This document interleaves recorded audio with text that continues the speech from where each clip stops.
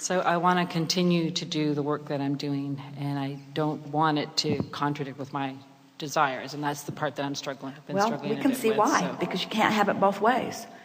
In other words, you cannot continue to beat the drum of justifying the need for something by poking around at what's wrong and be a vibrational match to what you want. So a sort of cliche, an easy way to say it is, you have to start looking toward the solution instead of dramatizing the problem.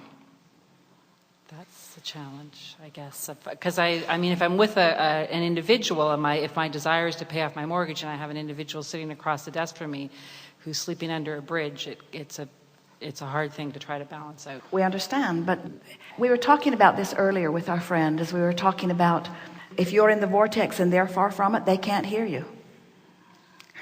And so a lot of people go way out of the vortex so they can be heard, but then you can't help them. And so what it really comes down to is nobody really helps anybody very much unless they're in the vortex. So you really have no choice other than to get in the vortex and believe in their well-being. So how could you find a way of witnessing someone who is living under a bridge and being in the vortex at the same time? So you could say, hey man, you're about as free an individual as I've ever met. There are so many of us who work here who would like to go lay under the bridge with you. Out of earshot of our supervisor, out of earshot of the responsibilities that we have. Seems to me that you've been satisfying some pretty basic intentions of your own by seeking freedom.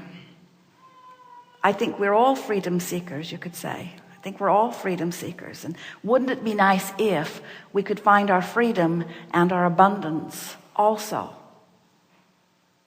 Say to him, I'm working on this because I don't think I have to give up one for the other.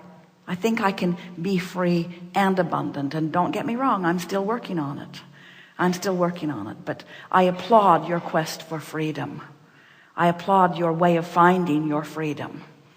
And if you really felt as good as I think I would feel in that freedom, then I think other good things would begin to flow to you.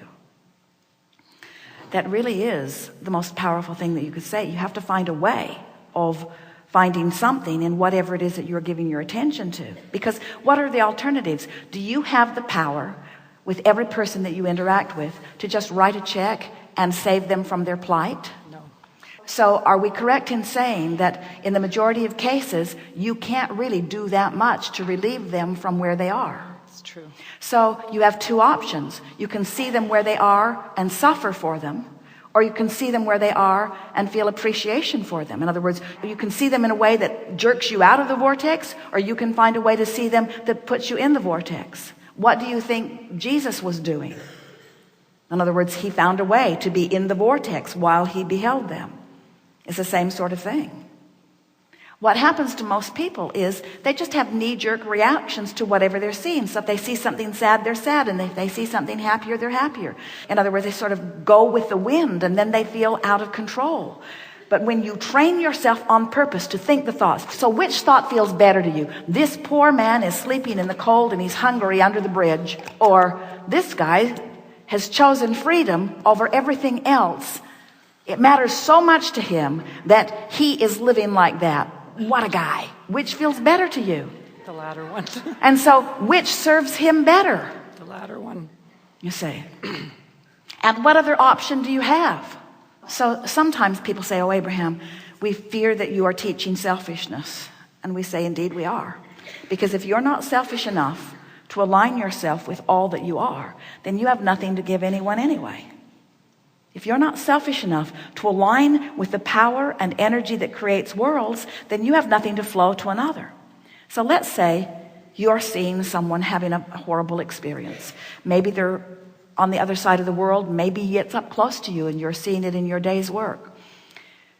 So you know what you don't want, which means you put a new and improved version of them in your vortex of creation. So there it is.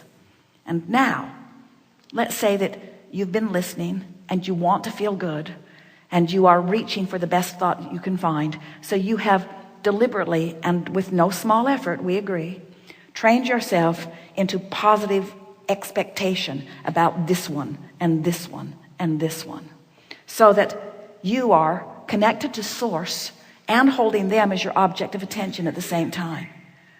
Do you know that one who's connected to the stream of well-being is more powerful than millions who are not? Everyone should have such a friend, you see. Not ready to give them a handout, not even really capable of giving them a handout, but seeing them and expecting good things for them. You holding them as your object of attention in the way that their inner being does. Do you know that is how you build bridges for them, you see?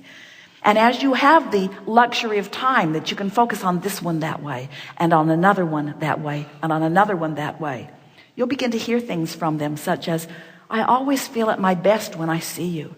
You'll start seeing them. If they are people that you see on a regular basis, you'll start seeing them responding to the expectation that you are holding for them, you see. In other words, they're coming to you for assistance.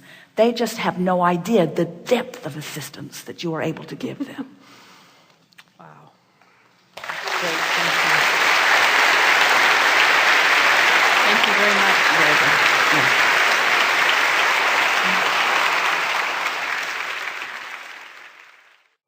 Yeah.